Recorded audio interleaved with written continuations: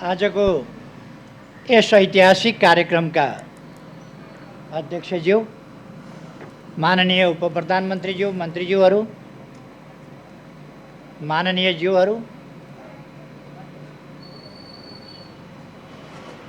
मुख्य सचिवज्यू, प्रधान सेनापतिज्यू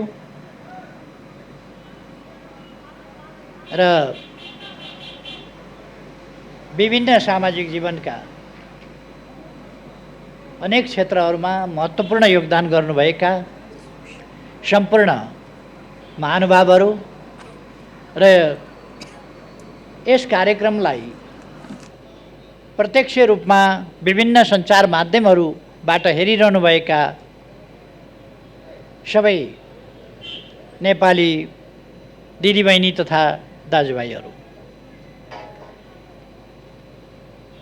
धरहराको पुनर्निर्माण कार्य सम्पन्न भएको छ र आज पुनर्निर्मित भव्य धरहराको यस ठाउँमा उद्घाटन भएको छ।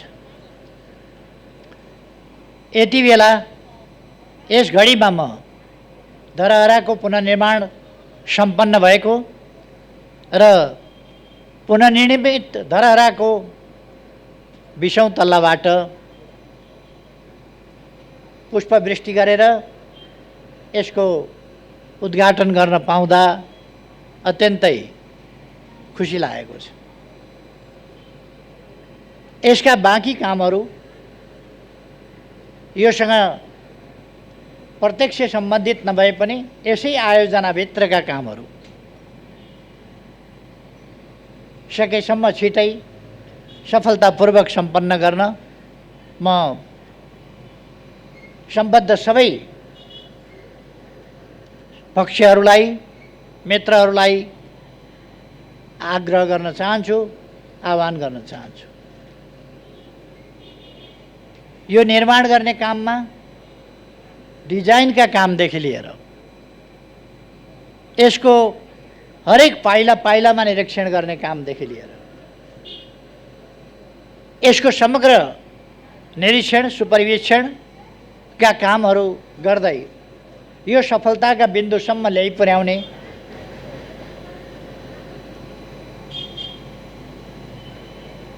पुनर्निर्माण प्राधिकरण, त्यसका कार्यकारी प्रमुख लगायत प्राधिकरण सिंहैलाई म बधाई भन्न चाहन्छु र धन्यवाद भन्न चाहन्छु। त्यसैगरी यसमा क्रियाशील रहनुहुने सम्पूर्ण इन्जिनियरहरू र अरू तमाम व्यक्तिहरू जसले दुःख मेहनत गरेर यसलाई सम्पन्न गर्नुभएको छ, सबैप्रति पनि म धन्यवाद ज्ञापन गर्न चाहन्छु। आज राति पनि मैले हेरिरहेको थिएँ, यो राति पनि काम चलिरहेको थियो। यसलाई लिप्ने, बढार्ने, पोत्ने अनेक कामहरू आज राति पनि देखाइराखेको मैले देखेको थिएँ। यसरी दिन रात नभनिकन यस काममा जुटेर यसलाई सफल बनाउने सबै धन्यवादका पात्र हुनुहुन्छ। यस काममा सहयोग पुर्याउने महानगरपालिका र स्थानीय तहका, प्रदेशका स्थानीय तहका सम्पूर्ण जनप्रतिनिधिहरू, यहाँका माननीय सांसद सबैलाई पनि म धन्यवाद भन्न चाहन्छु। उहाँहरूले अत्यन्तै राम्रो सकारात्मक योगदान गर्नुभएको छ। यो एउटा अत्यन्तै महत्त्वपूर्ण ऐतिहासिक काम हो।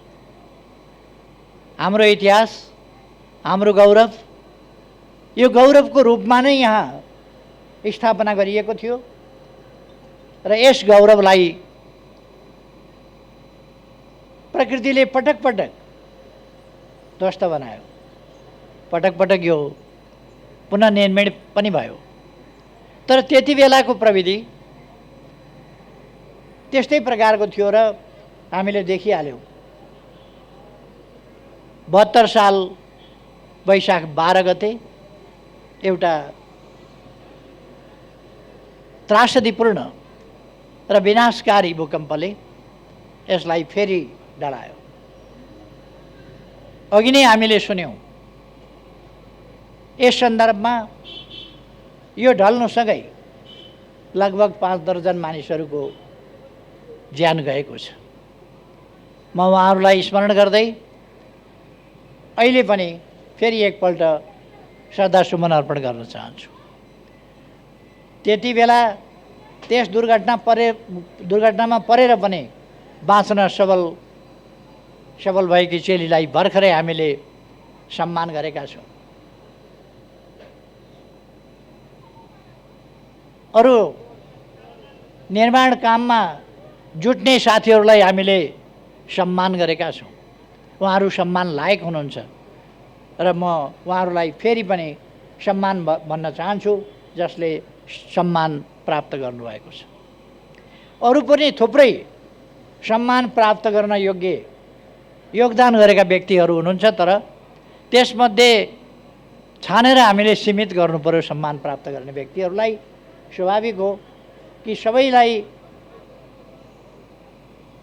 सम्मान गर्न सम्भव पनि भएन र त्यसमध्ये अग्रणी भूमिका खेल्नेहरूलाई हामीले सम्मान अर्पण गरेका छौँ।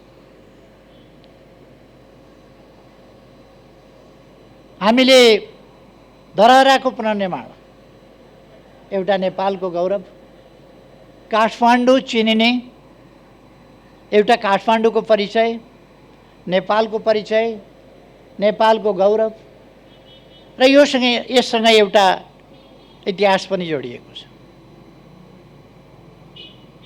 यसरी हामीले यसलाई ढलिरहन दिनु हुँदैन थियो र यसमा यद्यपि मैले 72 साल फागुन 4 गते सुरु गरेको मै बनाउँछु मेरो धरहरा अभियान अन्तर्गत हरेक नागरिकले आफ्नो तर्फबाट गर्ने योगदानबाट नै हामी धरहरा बनाउँछौँ भन्ने अभियान थालेको थिएँ। तर त्यो अभियान त्यस रूपमा अगाडि जान सकेन। त्यसका कारणहरूतर्फ म जान चाहन्न, तर जान सकेन। तर पनि फेरि हामीले अर्को अभियान सञ्चालन गर्नु पर्यो, तर त्यो अभियानको अंश र मात्रा यसमा जोडिएको छ। अर्थात् त्यस अभियान अन्तर्गत तत्कालै मैले घोषणा गर्ने बित्तिकै केही व्यक्तिहरूले सहयोग गर्नुभएको थियो। त्यसै स्थानमै सहयोग गर्नुभएको थियो र मैले अहिले नाम बिर्सेँ, उहाँले बताउनु भएको थियो। उहाँले तत्काल 1000 रुपियाँ दिएर सुरु गर्नुभएको थियो, एकजना व्यक्ति त्यहाँ उपस्थित भएको सर्वसाधारणले। त्यहाँबाट त्यसको अभियानको सुरु भएको थियो र सायद 36 करोड जति रुपियाँ त्यसमा उठ्यो होला।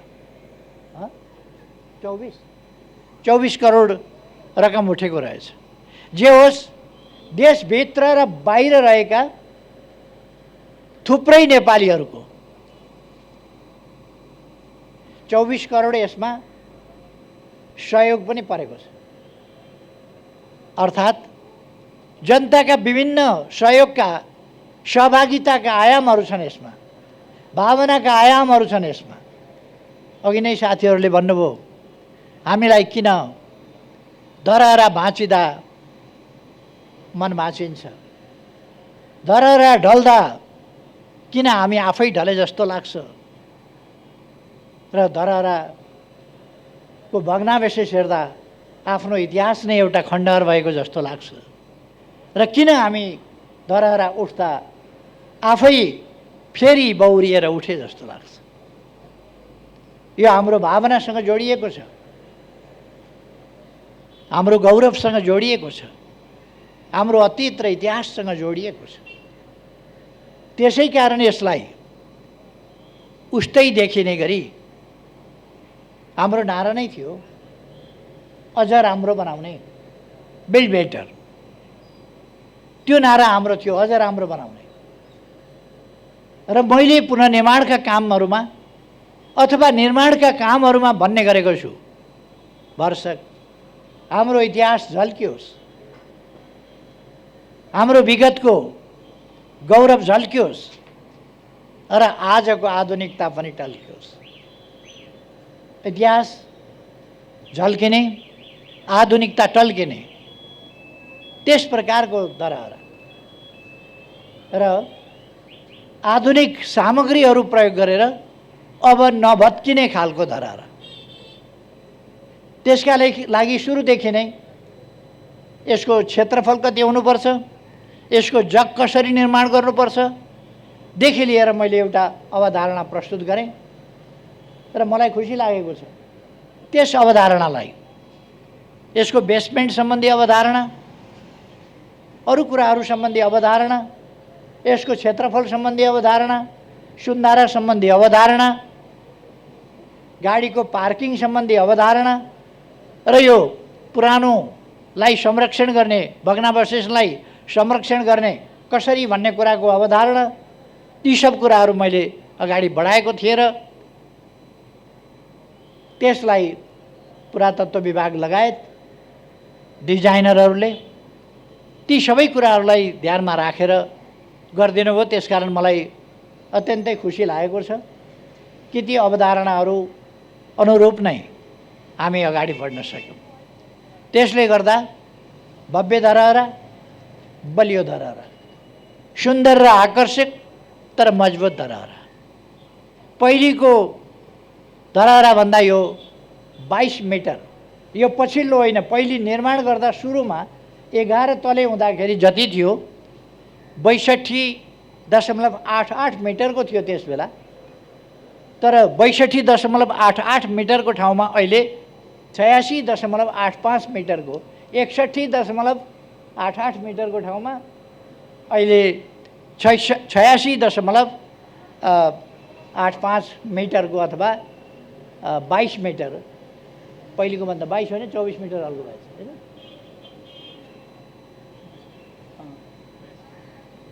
जे होस्, पहिलेको भन्दा 24-25 मिटर, 25 मिटर अल्गो रहेछ र मजबुत छ यो। यसको जग, यसको बनावट, यसमा प्रयुक्त मेटेरियल सबै हिसाबले यो मजबुत छ। यो खुसीको कुरा हो। यससँगै हामीले अरू थुप्रै निर्माणका कामहरू गरेका छौँ।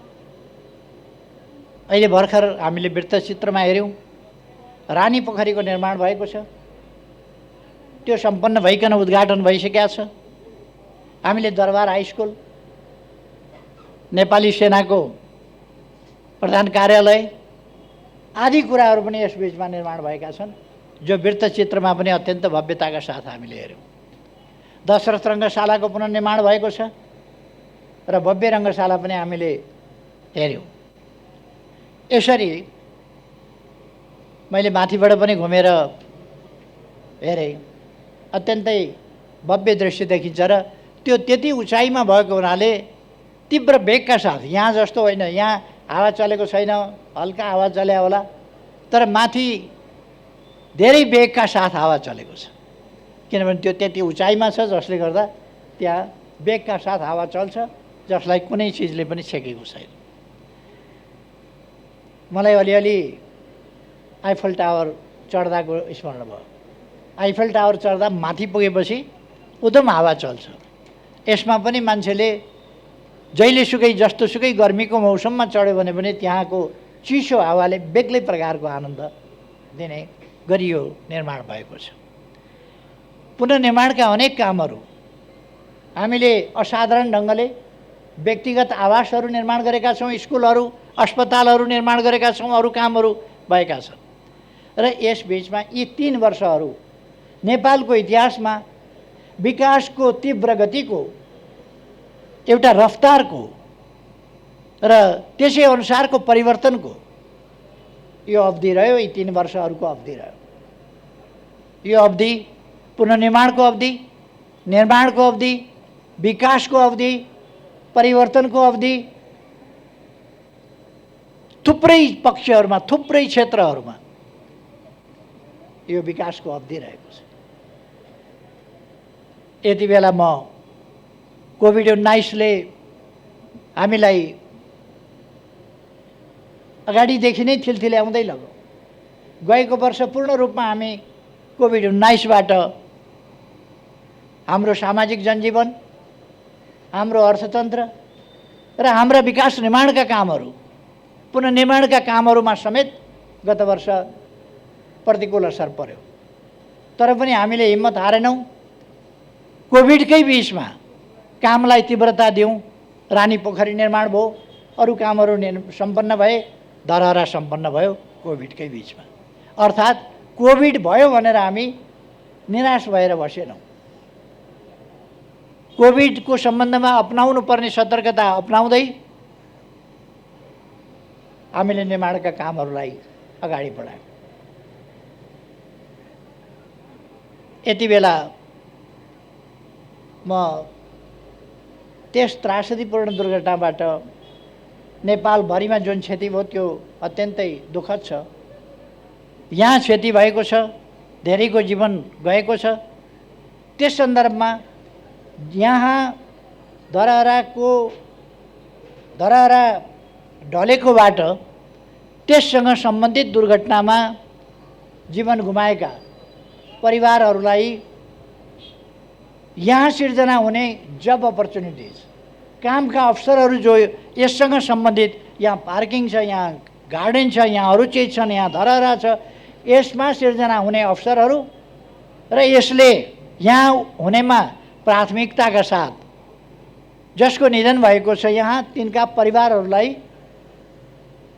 एकजना परिवार कमसेकम एउटा सदस्यबाट एकजनालाई प्राथमिकताका साथ रोजगारी उपलब्ध गराइनेछ। र हामी बाँचेकाहरूलाई हामीले सम्मानित गरेका छौँ, सम्मानित गर्नेछौँ। जसलाई यहाँ पुग्दैन अथवा कामको प्रकृति मिल्दैन त्यस्तालाई अरू ठाउँमा पनि हामी अब उपरान्त धरहरा ढल्दैन त्यो सुनिश्चितता हामीले गरेका छौँ। त्यसकारण यो अन्तिमपल्ट धरहरा जुन ढल्यो त्यसबाट भएको क्षतिको सम्बन्धमा हामी अलिकति बढी संवेदनशील पनि छौँ र धरहराको मात्रै पुनर्निर्माण होइन, धरहराबाट जुन क्षति भयो त्यसको पनि पुनरुत्थान, त्यतापट्टि पनि हामीले ध्यान दिनेछौँ भन्ने कुरा म यहाँ राख्न चाहन्छु। अब म धेरै कुराहरू भन्नुभन्दा पनि समृद्ध नेपाल, सुखी नेपाली बनाउने हाम्रो राष्ट्रिय आकांक्षा, हामी देशलाई एउटा सुशासनयुक्त, आधुनिक, विकसित, अत्यन्तै सभ्य, सम्भ्रान्त, आकर्षक, सुन्दर, विकसित देशको रूपमा बनाउन चाहन्छौँ, विकास गर्न चाहन्छौँ र त्यो समृद्धि जनतालाई उपलब्धिहरूको हिस्सेदारी पनि समुचित ढङ्गले उपलब्ध गराउने गरी, कोही पनि भोकै नपर्ने गरी, कोही पनि भोकमरीमा परे भन्ने स्थिति नहुने गरी नेपाललाई विकसित गर्छौँ। यस बीचमा हामीले सडकभरि देखिने बालबालिकाहरू, त्यो सडकमा देखिने स्थितिलाई अन्त्य गरेका छौँ र अन्त्य गर्दै जानेछौँ। मैले भनेको छु काठमाडौँका सडकभरि सहयोगापक्षी मानवहरू देखा पर्थे, अहिले देखा पर्दैनन्। देखा परे भने उनीहरूको हामी बन्दोबस्त गर्छौँ। त्यसर्थ यो 2078 साललाई हामीले विभिन्न ढङ्गले अनेक कुराहरू नयाँ घोषणा गरेका छौँ। 2078 साल सडक बालबालिका मुक्त, सडक सहयोगापक्षी मानव मुक्त र सडक भिखारी मुक्त नेपाल हुनेछ। सिँगै नेपाललाई हामी 78 सालभित्र सडक बालबालिका मुक्त, भिखारी मुक्त र सहयोगापेक्षी मानव मुक्त, कोही पनि अलपत्र हुन पाउँदैन यहाँ, किनभने यहाँ अभिभावकत्व लिने सरकार छ। जो दुखी छ, जो गरिब छ, उसको दुःख, उसको गरिबी, उसका समस्याहरू समाधान गर्ने सरकार छ। यति बेला म नेपाली जनतालाई, सम्पूर्ण दिदीबहिनी दाजुभाइहरूलाई आग्रह गर्न चाहन्छु, देश हामीले बनाउने हो, हामीले बनाउने हो देश र हामी बनाउन सक्छौँ। हामी सहयोगापेक्षी भएर बस्ने होइन, हामी कर्मठ भएर बस्ने हो। नेपाली जाति भिखमङ्गा हुन सक्दैन, दान गर्ने दाता जाति हो, भिखमङ्गा होइन। त्यसकारण यसलाई दाताको हैसियतमा उठाउन हामीले आफ्नो ठाउँबाट प्रयास गर्न जरुरी छ।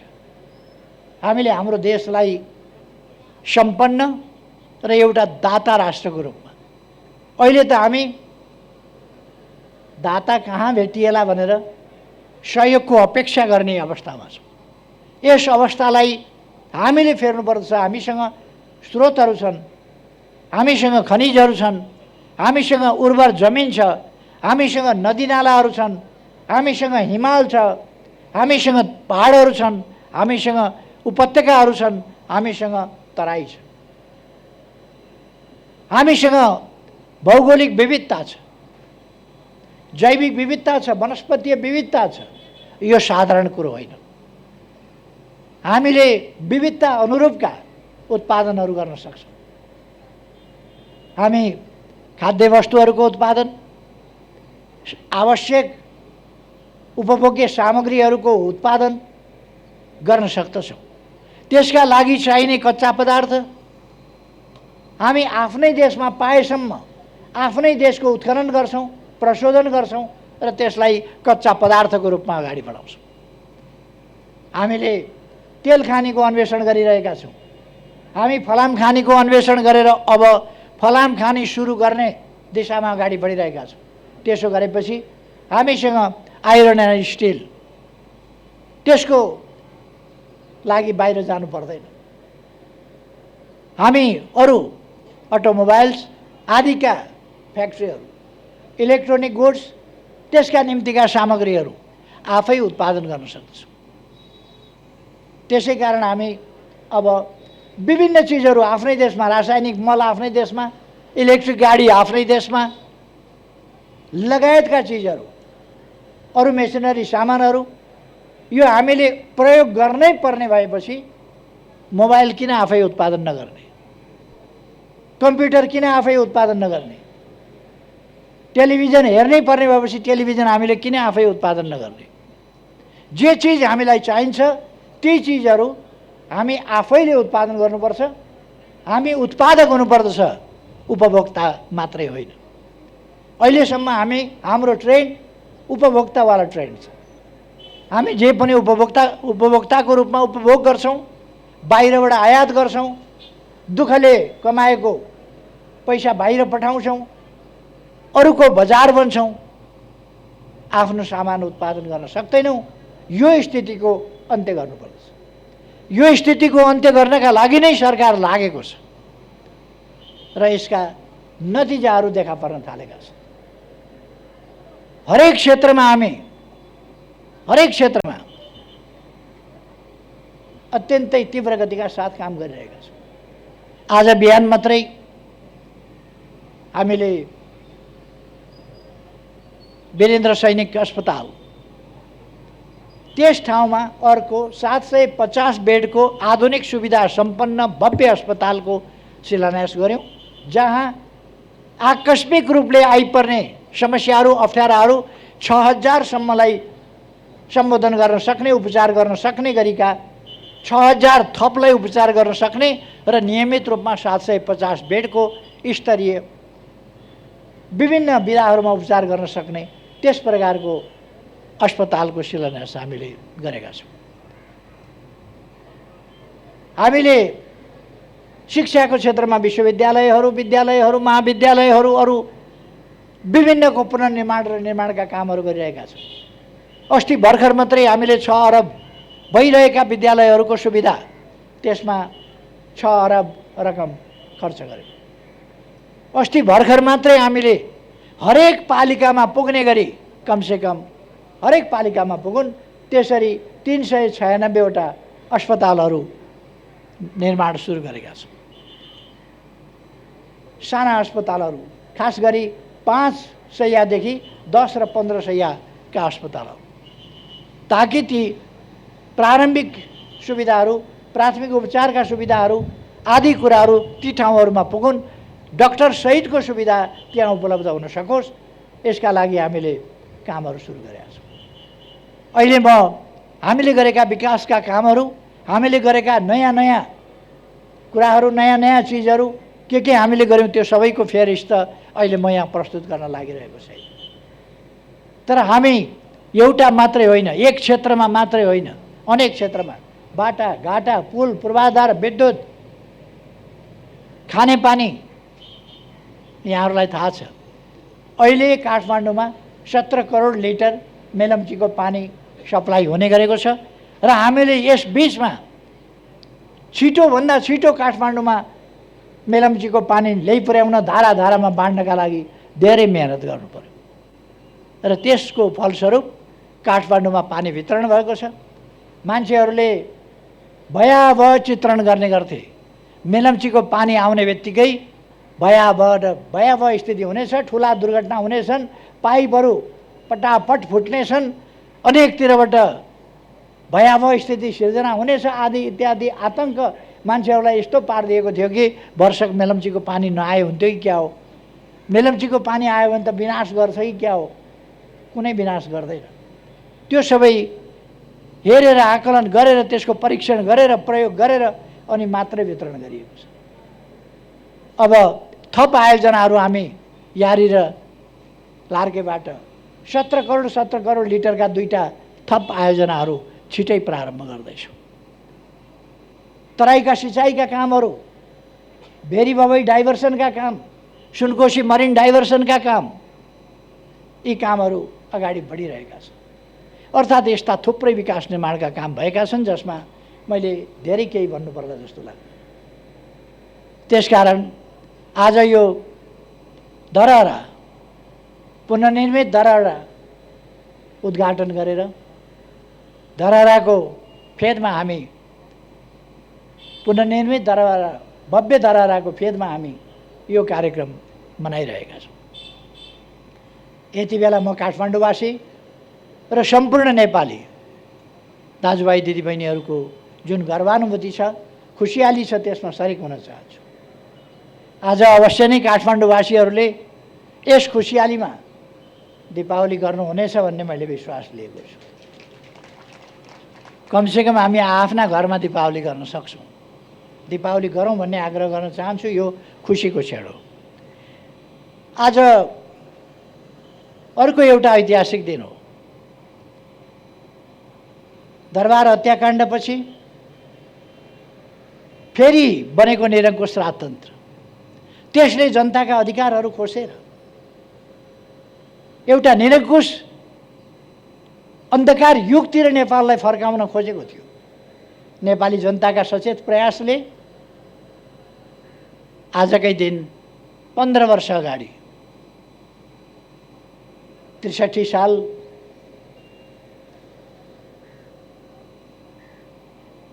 वैशाख 11 गते सफलता प्राप्त गरेको थियो र यसलाई हामी लोकतन्त्र दिवसको रूपमा पनि भन्ने गरेका छौँ, मनाउने गरेका छौँ। यस लोकतन्त्र दिवसको सन्दर्भमा पनि म सम्पूर्ण नेपाली दाजुभाइ दिदीबहिनीहरूमा हार्दिक बधाई भन्न चाहन्छु, धेरै धेरै शुभकामना भन्न चाहन्छु। लोकतन्त्र सुदृढ हुँदै गएको छ। लोकतन्त्रलाई कमजोर पार्न खोज्ने दक्षिणपन्थी प्रतिक्रियावादी शक्तिहरू कमजोर हुँदै गएका छन् र विभिन्न प्रकारले देश, जनता, विकास, समृद्धि, जनताको सुखसँग मतलब नभएका स्वार्थमा तल्लीन तत्त्वहरू छटपटाइ पनि रहेका छन्। यसमा चिन्ता गरिरहनु पर्दैन। म सम्पूर्ण दाजुभाइ दिदीबहिनीहरूलाई भन्न चाहन्छु, हामीले हाम्रो देश विकास गर्ने हो, समृद्ध बनाउने हो र नेपाली जनतालाई सुखी बनाउने हो। यसका निम्ति आफ्ना ठाउँबाट हामी इमान्दारिताका साथ जुटौँ। धरहरा निर्माण हुँदो रहेछ भयो, रानी पोखरी निर्माण हुँदो रहेछ भयो, मेलम्चीको पानी ल्याउन सकिने रहेछ आयो। यी सबै कामहरू हामी गर्न सक्दा रहेछौँ। अब अगाडिका कामहरू, समृद्धिका निम्तिका हाम्रा प्रयासहरू पनि सफल हुन सक्छन्। सफल पार्दै हामी अगाडि बढ्न सक्छौँ। हामीले बृहत्तर टुँडिखेल क्षेत्र, धरहरा लगायत, घण्टाघर लगायत, रानी पोखरी लगायत, टुँडिखेल क्षेत्रको भृकुटी मण्डप लगायतको क्षेत्रको कस्तो खालको चाहिँ भोलि डिजाइन बनाउँछौँ भन्ने कुरा यो 2-3 वर्ष कतिभित्र हामी सक्छौँ यसलाई। त यो पनि डिजाइन अघि प्रस्तुत भएको थियो। म खुसी व्यक्त गर्न चाहन्छु र यो सन्देश पनि खुसीको दिन भन्न चाहन्छु कि काठमाडौँ एउटा नयाँ स्वरूपमा विश्वका मानिसहरूलाई आउँ भ्रमण गरौँ काठमाडौँ जस्तो लाग्ने गरी र फर्किँदाखेरि एकपल्ट भ्रमण गर्नु काफी छैन, फेरि आउनुपर्छ भन्ने एउटा आउटगोइङ भिजिटर्स नोटबुक राखिदियो भने उनीहरूले त्यहाँ त्यो लेख्नेछ। त्यस्तो काठमाडौँ बन्दैछ, त्यस्तो नेपाल हामी बनाऊँ, यही आग्रहका साथ आजको यस खुसियालीमा सबैसँग म खुसी सेयर गर्दै आफ्नो भनाइ टुङ्ग्याउँछु। धन्यवाद।